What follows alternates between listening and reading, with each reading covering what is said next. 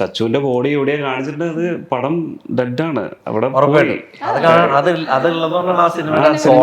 അതല്ല ഇപ്പോഴും നമ്മൾ ഓർത്തിരിക്കുന്നത് എന്തായിരിക്കും ഓർമ്മ എനിക്ക് ഞാൻ എപ്പോഴും പറയുന്നത് മറ്റേ വന്ദനത്തില് നമ്മുടെ ആ സീന് ഇവര് നോക്കിയിരുന്നെങ്കിൽ എന്നുള്ള അതിപ്പോഴും നമ്മളെ ഹോണ്ട് ചെയ്യുന്നില്ലേ, സത്യമല്ലേ?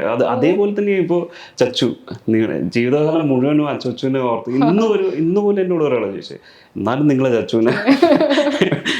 എന്നോട് വോയിസിന്റെ കാര്യം ചോദിക്കുന്നതോട് ഞാൻ എപ്പോഴും പറയുന്നത് മണിച്ചിത്രത്താഴാണ്. അതില് മറ്റേ കാലെറിഞ്ഞു പൊട്ടിക്കുന്നത് കാണിക്കുന്നില്ല, പക്ഷെ നമുക്കറിയാം അത് പുള്ളിക്കാരി. അത് പക്ഷെ കാണിക്കാതിരിക്കുന്നതാണ് അതിന്റെ ഭംഗി. ചില കാര്യങ്ങളുടെ ഇന്റൻസിറ്റി നമ്മൾ പറഞ്ഞു കഴിഞ്ഞാൽ അത് അവിടെ നിന്നു.